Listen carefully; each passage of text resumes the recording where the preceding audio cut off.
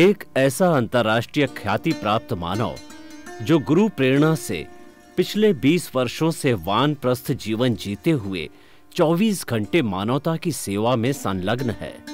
एक ऐसा मानव जो अभी राष्ट्रीय, अंतर्राष्ट्रीय टीवी चैनलों पर 7,500 एपिसोड के माध्यम से सनातन सत्य, आत्मविज्ञान एवं पुनरुत्थान व्यवहार एवं निश्चय जगत के जीवनोपयोगी विषयों पर हृदय स्पर्शी प्रवचन कर चुका है।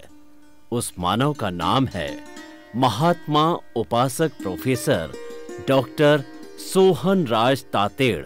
प्रोफेसर तातेड़ द्वारा योग, दर्शन, शिक्षा विषयों पर रचित पीएचडी स्तर के 250 शोध ग्रंथ भारत के 100 प्रतिष्ठित विश्वविद्यालयों में शोधार्थी पढ़ रहे हैं तथा वे सभी शोध ग्रंथ वहां की सेंट्रल लाइब्रेरियों में उपलब्ध हैं।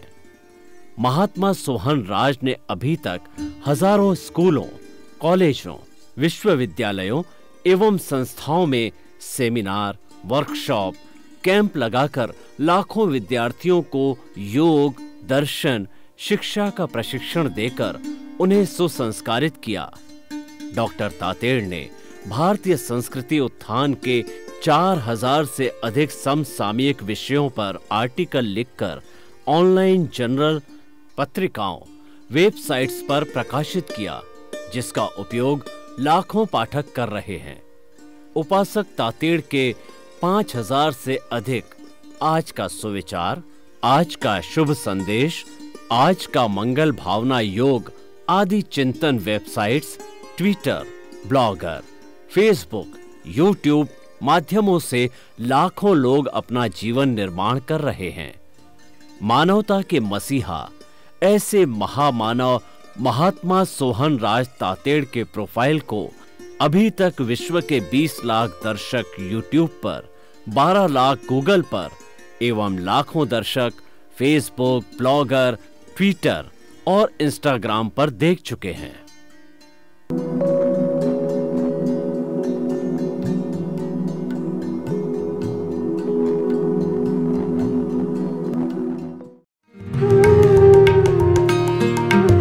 आइए, सुनिए, देखिए, समझिए सनातन सत्य।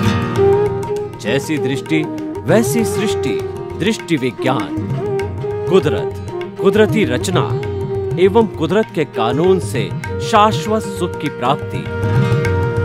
जोधपुर के परम पूज्य महात्मा उपासक प्रोफेसर डॉक्टर सोहन राज तातेड़ के निर्देशन में सनातन सत्य। जैसी दृष्टि वैसी सृष्टि, दृष्टि विज्ञान।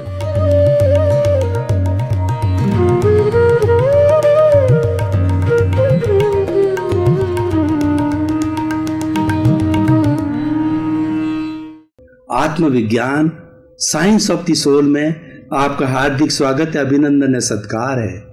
साइंस ऑफ द सोल के अंतर्गत हम सही दृष्टि, सही सोच, राइट विजन, राइट थिंकिंग के तहत चलते हैं और प्रतिदिन इसके अंतर्गत नए नए विषय लेकर के आपकी दृष्टि को खुला करते हैं।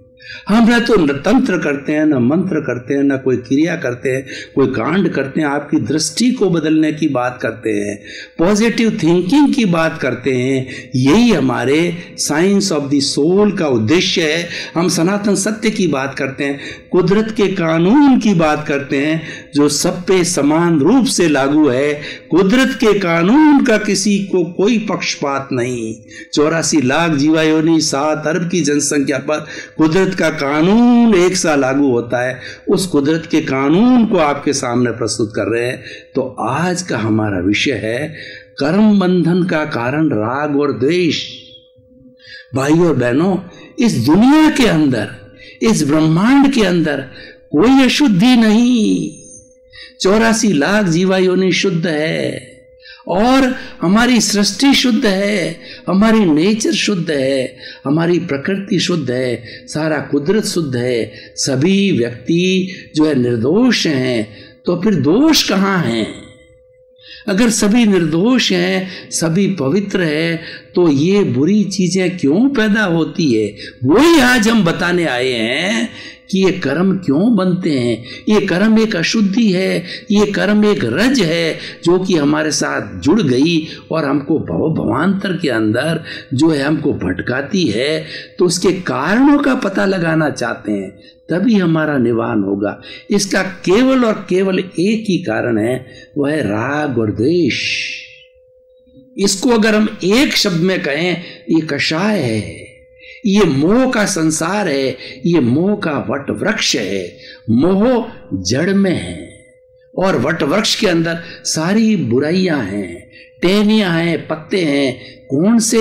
प्राणातिपात, मर्शावाद, अदत्तादान, मैथुन, परिग्रह, क्रोध, मान, माया, लोभ, राग, द्वेष, कलह, अभ्याख्यान, वैशून्य, परपरिवाद, रति अर्ति, माया, मर्षा, मिथ्या दर्शन, शल्य पाप। ये तो मुख्य रूप से 18 गिने गए हैं हमारी भारतीय संस्कृति के अंदर। ये 1800 हो सकते हैं, 18,000 हो सकते हैं।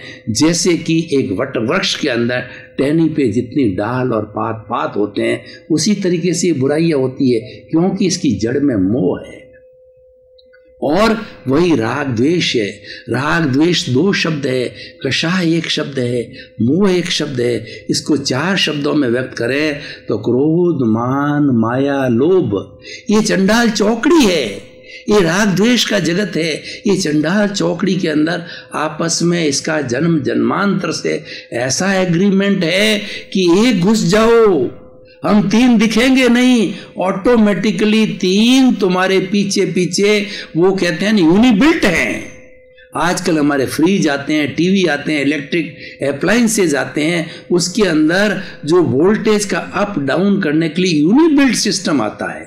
हमारे शरीर में भी प्रकृति ने यूनिबिल्ट सिस्टम लगा के रखा है कि तुम अगर प्रकृति की अवहेलना नहीं करोगे, प्राकृतिक नियमों का पालन करोगे, इम्यून सिस्टम डाल देते हैं, प्रतिरोधात्मक शक्ति डाल देते हैं, वो व्यक्ति को बीमार नहीं पड़ने देती। तभी मनुष्य की उम्र 100 वर्ष गिनी गई है। वो उसको प्रोटेक्ट करती है, उसको बचाव करती है। तो मैं बता रहा था कि ये 3 यूनिबिल्ट होते हैं इसके साथ में, इसलिए कुल हो गए। एक को निमंत्रण मत दो, 4 नहीं आएंगे।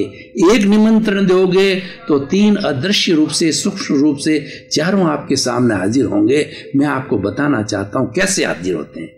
देखिए, जो क्रोध करने वाला, उसके साथ में अहंकार भी होगा, माया भी होगी और लोभ भी होगा। देखिए, एक व्यक्ति क्रोध करता है तो वह क्रोध क्यों करता है? उसका कारण यह है कि जिसके ऊपर क्रोध करता है, कहीं न कहीं वो या तो अहंकारी है, उसमें अहंकार का भाव है कि वो नीचे वाला जो है या तो उससे निम्न है या उससे ऊपर वाला है। इसी कारण उसको क्रोध आता है। और व्यक्ति जो है माया, क्रोधी व्यक्ति माया क्यों करता है? क्योंकि वह क्रोध से जुड़ा हुआ छल कपट है, लोभ भी उससे जुड़ा हुआ। तो चारों सहपाठी हैं और ये चारों ही मिलकर के राग द्वेष बनाते हैं। और केवल दुनिया के अंदर कर्म बंधन का कारण एक ही है। इसलिए हमारे सभी धर्म शास्त्रों ने जो है एक ही बात, एक सर्वमान्य सिद्धांत, भारत के नहीं पूरे विश्व के जितने भी धर्म ग्रंथ है, उन्होंने यही कहा है कि जो कर्म बंधन का कारण है, ये राग द्वेष कॉमन है। राग द्वेष को विजय कर लिया जाता है तो कर्म का एक एक परमाणु शुद्ध हो जाता है और वह व्यक्ति परमात्मा बन जाता है। चाहे कोई व्यक्ति हो, कोई जरूरी नहीं है कि व्यक्ति इस जाति का हो, उस जाति का हो, वही परमात्मा बन सकता। हर व्यक्ति को परमात्मा बनने की योग्यता उसमें है, परंतु वो परमात्मा कब बनेगा कि राग द्वेष के एक एक परमाणु को शून्य कर देगा। देखिए, हमारे कहीं पर भी घाव हो जाते हैं तो उसके ऊपर हम जो है वो बेंडीन लगाते हैं, उससे घाव भरता जाता है। अगर घाव के अंदर पस बिल्कुल नहीं होती है तो चमड़ी नई आ जाती है, और अगर उसके अंदर एक भी परमाणु पस का रह गया तो वहां वो दर्द करेगा और वो जाकर के फिर पस को बना देगा। एक भी परमाणु नहीं रखना है, नई चमड़ी आने जब उसको निकाल फेंकना है। इसीलिए एक भी राग द्वेष का परमाणु बाकी है तो हम मुक्ति को नहीं जा सकते हैं। ये समझने की बात है, क्योंकि उसका जनक जो है ये राग द्वेष है। ये राग द्वेष दो चश्मे हैं। ये दो जो हम चश्मे के ग्लास लगाते हैं, ये दो कलर्ड ग्लास है।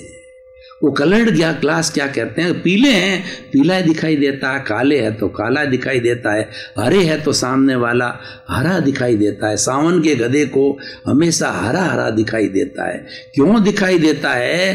कि उसके अंदर जो है वो हरापन है उसकी आंखों में। पीलिया वाले को हर चीज पीली पीली नजर आती है, क्योंकि उसको चश्मा पीला चढ़ गया होता। तो राग द्वेष है जो प्रियता अप्रियता के दो चश्मे हैं, लाइक और डिसलाइक। मैं इसको लाइक नहीं करता और मैं इसको जो है मतलब डिसलाइक करता हूं, इसको लाइक करता हूं। ये जो है वो राग द्वेष है। उसके स्थान पर अगर हम कर्म बंधन नहीं करना चाहते हैं तो राग द्वेष से हट जाइए। राग द्वेष का इम्यून सिस्टम क्या है, उसका विरोधी तत्व क्या है, प्रतिरोधात्मक शक्ति क्या है? वो समता भाव। वो तीसरा नेत्र, जो राग द्वेष के दो नेत्र हैं, तीसरा नेत्र खोलिए। शिव जी का त्रिरत्न खुल गया था, उसी तरीके से आप जो है त्रिनेत्र खुल गया था। थर्ड आई खोलिए। वो थर्ड आई क्या है? समता की आई है। सबको समान समझो, सबको आत्मवत समझो, सबको जो है एक जीवित प्राणी रूप में जैसा मैं हूं वैसा समझो, अपने जैसा समझो, भेदभाव मत करो। सबके साथ में, इस पूरे ब्रह्मांड के सब जीवित प्राणियों के साथ में समभाव रखो, एक सा भाव रखो। राग द्वेष का ग्लास मत लगाओ, समभाव रखो और त्रिनेत्र का थर्ड आई का संभाव रखो। तो ऐसी स्थिति में कर्म बंधन नहीं होंगे। बड़ी सीधी सीधी गणित है, सीधी सीधी अर्थमेटिक है। कोई भी इस दुनिया में ऐसा तत्व नहीं है जो कि आपको रुला सकता है, सिर्फ राग द्वेष रुलाता है। अब देखिए कि ये कर्म बंधन कैसे होते हैं। मैं इस कर्म बंधन की प्रक्रिया में जाता हूं तो मैं आपको बताना चाहता हूं कि हमारा जो आत्म तत्व है उसके साथ में कार्बन शरीर है, उसके अंदर राग द्वेष है। ये राग द्वेष है, बाहर के राग द्वेष को इनवाइट करता है और उसके साथ में जमा होता रहता है और ये बढ़ता रहता है और इसका समय होता है। इसका समय आने पर ये राग द्वेष उदय में होकर के और डिस्चार्ज हो जाता है, झड़ता रहता है, उसको निर्जरा कहा जाता है और नया जुड़ता रहता है राग द्वेष। तो ये प्रक्रिया चलती रहती है। तो ये प्रक्रिया राग द्वेष पैदा कैसा होता है? देखिए, मान लीजिए हम धन कमाने के लिए व्यापार करते हैं, तो व्यापार करने पर जो है हमारे क्या है, कभी अच्छा मुनाफा हो गया, हम बहुत प्रसन्न हो गए, आनंदित हो गए। ये नॉर्मल बात हो जाता है व्यक्ति। और जब भी हमें कोई घाटा लग गया तो हम द्वेष में चले गए, हम पार्टियों को जो है वो दोष देने लग गए, कर्मचारियों को दोष रखने लग गए, जबकि बेचारे सभी काम कर रहे थे। भाग्यवश पापोदय की वजह से वो घाटा हो गया और उसके हम राग द्वेष करने लग गए। और उसकी जगह पर अगर हम चिंतन करें कि भाई पैसा आया है वो पुण्योदय से आया है, पैसा जा रहा है पापोदय से आ रहा है, तो आप न तो राग के साथ जुड़े न द्वेष के साथ जुड़े। जब दोनों से जुड़ाव नहीं होता है तो हम समभाव की स्थिति में रहते हैं। समभाव का मतलब है दोनों एक साथ समझो। सर्दी है, गर्मी है, अनुकूलता है, प्रतिकूलता है, अच्छा है, बुरा है, सबको एक साथ समझो तो कर्म का बंधन नहीं होगा।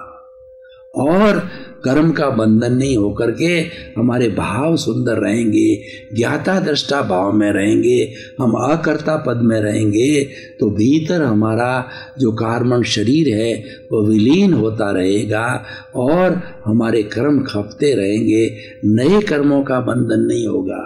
तो राग द्वेष को हमें अच्छी तरह से समझना है कि राग द्वेष कैसे होता है। मान लीजिए आपके दो पुत्र हैं, एक पुत्र आपका आज्ञाकारी है वो आपको प्रिय लगता है, और दूसरा जो पुत्र है वो आपकी आज्ञा का पालन नहीं करता है। हो सकता है पूर्व जन्म के संस्कार हो कि आपको आज्ञा का पालन नहीं करता है, तो उसके प्रति आप द्वेष रखते हो, लेकिन उसके ऊपर द्वेष रखने की आवश्यकता नहीं है। दोनों को समान समझो। आप सेवा को भी असेवा को एक सा समझो। दोनों को एक सा समझोगे तो आपसे कोई अलग नहीं होगा और आप में राग द्वेष की प्रवृत्ति नहीं आएगी। आप कदम कदम पर देखते रहिए आपके अंदर राग द्वेष कहाँ जुड़ रहा है, कषाय कहाँ जुड़ रहे हैं, आपके भाव कहाँ बिगड़ रहे हैं। वही कर्म बंधन का कारण होता है। अब मैं आपको बताना चाहता हूं कि ये कर्म बंधन, कर्म है क्या? आखिर कर्म क्या है? कर्म पौद्गलिक होते हैं। इस पूरे ब्रह्मांड के अंदर कर्म के परमाणु फैले हुए हैं। कर्म के परमाणु दो तरह के होते हैं, एक तो अष्टस्पर्शी होते हैं, एक चतुस्पर्शी होते हैं। जो अष्टस्पर्शी कर्म के परमाणु होते हैं उससे अणु बनता है, उससे सारा जड़ पदार्थ बनता है और उससे सारा मैटर बनता है। और जो आपके जो है छोटे जो चतुस्पर्शी होते हैं वो विज्ञान की भाषा में मासलेस पार्टिकल कहे जाते हैं। वो कार्बन शरीर के रूप में, कर्म शरीर के रूप में हम कॉस्मोस से लेते हैं। हमने जैसा भाव किया, राग का भाव किया तो राग के परमाणु आकर्षित होंगे, द्वेष का भाव किया तो द्वेष के परमाणु आकर्षित होंगे, राग द्वेष नहीं किया तो कोई परमाणु आकर्षित नहीं होंगे और परमाणु हमारे भीतर एकत्रित नहीं होंगे। हमारे भीतर राग द्वेष है, वही हमको भटका रहा है और वही कर्म रूप में है। कर्म कहिए, राग द्वेष कहिए, कषाय कहिए, ये सब जो है पर्यायवाची शब्द हैं। ये अलग अलग नहीं है। लिंग शरीर है, कॉजल बॉडी है और वही बंधन करता है। उसके बंधन के लिए हमें समभाव रखना है। हम अगर मान लो गीता की भाषा में बात करें तो गीता में भगवान कृष्ण ने निष्काम कर्म की बात कही है। निष्काम कर्म का अर्थ क्या है कि आपको जीवन मिला है, आपको कर्म करना पड़ेगा। कर्म साथ में लेके आए हैं। आप कर्म करते रहिए लेकिन फल की इच्छा मत कीजिए। फल की जहाँ इच्छा करते हैं हम, राग द्वेष जुड़ जाते हैं और फल की इच्छा नहीं करते हैं तो हम संभाव में रहते हैं। भगवान कृष्ण ने, जब अर्जुन ने जो है वो 18 दिन तक युद्ध चला, ये जो कुरुक्षेत्र के अंदर महाभारत 18 दिन चला, कोई नहीं चाहता था कि महाभारत का युद्ध हो, सबको ध्यान था विनाशकारी होगा। नीति का योग था, दुर्योधन की जिद थी। दुर्योधन की जिद की और नियति के कारण विष्णु पितामह द्रोणाचार्य ने प्रयास किया, युद्ध को नहीं रोक सके। कृष्ण भगवान दूत बन करके गए, पांडवों की तरफ से शांति दूत, और उसको जो है दुर्योधन को कहा कि 5 भाई है, तुम्हारे पास में इतना पूरा साम्राज्य है, एक एक को एक गांव दे दो, संतुष्टि हो जाएगी, उनका आसरा हो जाएगा, वो रहने के लिए स्थान हो जाएगा। लेकिन उसने कहा दुर्योधन ने कि मैं तो एक सुई की नोक जितना स्थान पांडवों को नहीं दूंगा। और कृष्ण भगवान की इंसल्ट की, उनको छलिया बोला, उनको जो गालियां दी। कृष्ण भगवान क्या कर सकते थे, वो तो भगवान थे। तो आखिर ये युद्ध हुआ। जब युद्ध के मैदान के अंदर अर्जुन खड़ा हुआ और सारथी थे निहत्ते, बिना कोई अस्त्र शस्त्र के सारथी कृष्ण भगवान थे, और वो नट गया, मना कर दिया। मेरे सामने विष्णु पितामह है, मेरे गुरु द्रोणाचार्य ताऊ है, मामा है, चाचा है, नाना है, भाई है, मैं किन से युद्ध करूं, मेरे लोगों से युद्ध करूं। तो उन्होंने 18 दिन तक प्रतिदिन उन्होंने जो है निष्काम कर्म का फॉर्मूला बताया, साइंस ऑफ सोल का फार्मूला बताया। तुम अविनाशी सोल हो और तुम क्षत्रिय हो, तुमने इस युद्ध को इनवाइट नहीं किया है। ये युद्ध तो नियति का योग है, जो ये युद्ध हो गया। अब तुम क्षत्रिय हो, पीठ नहीं दिखानी चाहिए, तुम्हें निष्काम करना चाहिए। तुम जो अगर कोई भी बाण चलाओगे, उन्होंने विराट स्वरूप बताया कि मेरा विराट स्वरूप यह है, तो उन्होंने उनको नमन किया भगवान कृष्ण के विराट स्वरूप को। इतने बड़े स्वार्थी ज्ञानी मेरे साथ में हैं। और उसने जो है कहा कि ये युद्ध कर रहा है, भगवान कृष्ण ने कहा कि युद्ध कर रहा है वो अर्जुन कर रहा है, तुम अर्जुन नहीं हो, तुम तो शुद्ध आत्मा हो, तुम तो एक आत्म तत्व हो, अविनाशी तत्व हो। ये जो युद्ध जुड़ा हुआ है, ये इसका कर्म है अर्जुन का, वो करना पड़ेगा। तुम इसके अच्छे बुरे के लिए बिल्कुल दोषी नहीं हो। तुम तो भेद विज्ञान रख करके और आत्मा की साक्षी से अलग रह करके अर्जुन रूपी शरीर को युद्ध करने दो। 18 दिन में 18 अध्याय बताए गए, 18 शिक्षाएं दी, 6 शिक्षाएं थी, वो बना जो है कर्म योग। दूसरे 6 दिन की 6 शिक्षाएं, बड़ी बड़ी शिक्षाएं जो दी गई है, वो उसके बाद में बना भक्ति योग।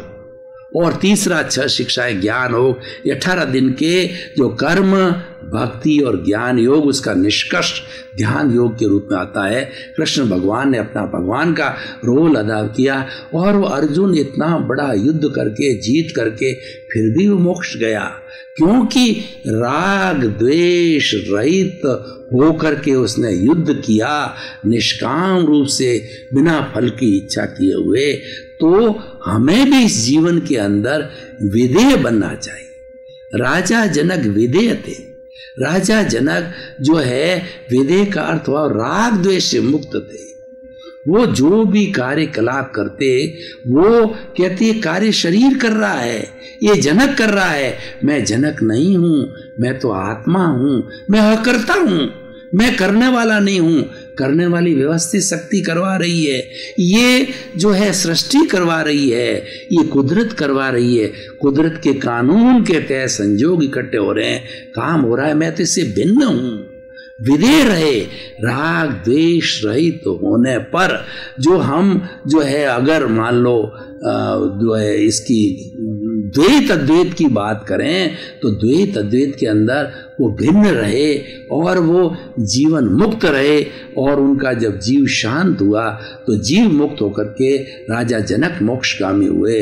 ये सारा जो है वेदांत है।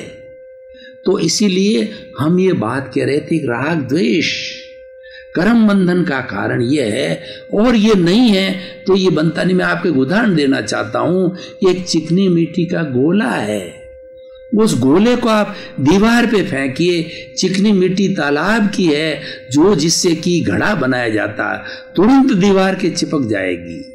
और एक बालू का गोला फेंकिए जो है आप दीवार पर, वो बालू का गोला नीचे पड़ जाएगा, क्योंकि उसमें बॉन्डिंग कैपेसिटी नहीं है। जो चिकनी मिट्टी में बॉन्डिंग में चिपक गया, बालू में बॉन्डिंग नहीं है, चिपका नहीं, गिर गया। उसीलिए सारे जीवन के कर्म करिए, लेकिन राग द्वेष मुक्त होके करिए। राग द्वेष मुक्त का मतलब ये ज्ञाता दृष्टा भाव से करिए। ये मानिए कि ये काम करने वाला शरीर है, ये करने वाला है, ये भोगने वाला है, मैं ये नहीं हूं। तो ऐसा चिंतन करेंगे तो राग द्वेष पैदा नहीं होगा। सारे काम दुनिया के कर रहे हैं, उसके कर्म का बंधन नहीं होगा। कैसा विचित्र सिद्धांत है। सब कुछ करने के बाद भी कर्म बंधन नहीं होता है, और एक राग द्वेष का भाव रखते हैं। ज्ञाता दृष्टा नहीं, कर्ता भाव है, कुछ भी नहीं करते हैं, कर्म बंधन उनका जारी रहता है, हर वक्त कर्म बंधन रहता है। इसलिए हमारा साइंस ऑफ द सोल कहता है, आप अकर्ता रहिए, आप ज्ञाता दृष्टा रहिए, आप अलग रहिए, आप भेद विज्ञान कीजिए, तो आपके कर्मों का बंधन नहीं होगा। अब भाइयों, हम आपको बताना चाहते हैं कि राग द्वेष न रखने से, राग द्वेष रखने से कर्मों का बंधन तो होता ही है, लेकिन कर्म बंधन के इफेक्ट क्या आएंगे हमारे जीवन में। अगर हम राग द्वेष रखते हैं तो क्या इफेक्ट आएगा, राग द्वेष नहीं रखते हैं तो क्या इफेक्ट आएगा, इसका हम जजमेंट करते हैं। देखिए, हम ज्यादा समय परिवार के साथ जुटाते हैं। परिवार में पुत्र होता है, पत्नी होता है, बेटा होता है, पोता होता है। एक से तो हम बहुत प्रेम करते हैं, वो हमारा राग हो गया। एक से हम घृणा करते हैं, तो जिससे हम घृणा करते हैं वो हमारे प्रति अब आदर का भाव रखेगा, और जिसके प्रति राग करते हैं वो आदर का भाव रखेगा। चाहे बेटे के प्रति करो, चाहे बहू के प्रति करो, तो उससे क्या होगा, वैमनस्य फैलेगा। और आप जो है वो समता की जो है वो साधना से काम करो। आप तो देखो कि ये परिवार जो मुझे मिला है, ये बड़ी बड़ी पार्टियां हैं जो हमारे साथ में 24 घंटे रहती है। पत्नी है, पुत्र है, पुत्र की बहू है, बेटा है, पोता है, ये बड़ी बड़ी पार्टियां हैं। भाई और बहनों, आपका बहुत बहुत धन्यवाद। आपको साइंस ऑफ द सोल में जीवन के सूत्र मिल रहे हैं। इन सूत्रों को आप पालन करोगे, हृदयंगम करोगे। बड़े सीधे सादे तपे तपाए अनुभव के सूत्र है। न कोई किताबी ज्ञान है, न कोई किताब का रेफरेंस है। भीतर से क्या आ रहा है? हमारे केंद्र में जो प्रभु बैठा है, साइंस ऑफ द सोल का सेंटर है, प्रभु है, सोल है, वो क्या बता रहा है? वो इस वाणी से बाहर आ रहा है, आप तक पहुंच रहा है। और सब हम एक से हैं, इसीलिए जो मुझे भा रहा है निश्चित रूप से आपको भाएगा। आप देखते रहिए। आपके प्रति मंगल भावना, शुभकामना। आपका जीवन आनंदमय हो, मंगलमय हो, कल्याणमय हो और आप अपने जीवन का गंतव्य सिद्ध बुद्ध मुक्त बने। आपके प्रति मंगल।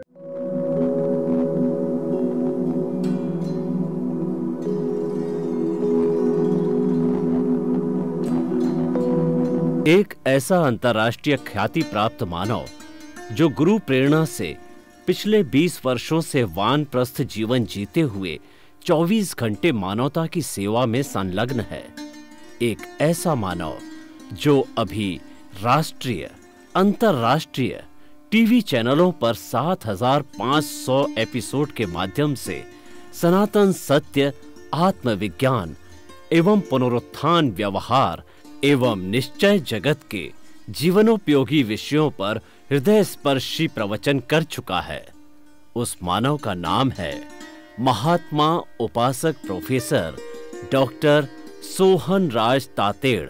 प्रोफेसर तातेड़ द्वारा योग, दर्शन, शिक्षा विषयों पर रचित पीएचडी स्तर के 250 शोध ग्रंथ भारत के 100 प्रतिष्ठित विश्वविद्यालयों में शोधार्थी पढ़ रहे हैं तथा वे सभी शोध ग्रंथ वहां की सेंट्रल लाइब्रेरियों में उपलब्ध हैं। महात्मा सोहन राज ने अभी तक हजारों स्कूलों, कॉलेजों, विश्वविद्यालयों एवं संस्थाओं में सेमिनार, वर्कशॉप, कैंप लगाकर लाखों विद्यार्थियों को योग, दर्शन, शिक्षा का प्रशिक्षण देकर उन्हें सुसंस्कारित किया। डॉक्टर तातेड़ ने भारतीय संस्कृति उत्थान के 4000 से अधिक समसामयिक विषयों पर आर्टिकल लिखकर ऑनलाइन जर्नल, पत्रिकाओं, वेबसाइट्स पर प्रकाशित किया, जिसका उपयोग लाखों पाठक कर रहे हैं। उपासक तातेड़ के 5000 से अधिक आज का सुविचार, आज का शुभ संदेश, आज का मंगल भावना योग आदि चिंतन websites, Twitter, blogger, Facebook, YouTube माध्यमों से लाखों लोग अपना जीवन निर्माण कर रहे हैं। मानवता के मसीहा ऐसे महामानव महात्मा सोहन राज तातेड़ के प्रोफाइल को अभी तक विश्व के 20 लाख दर्शक यूट्यूब पर, 12 लाख गूगल पर एवं लाखों दर्शक फेसबुक, ब्लॉगर, ट्विटर और इंस्टाग्राम पर देख चुके हैं।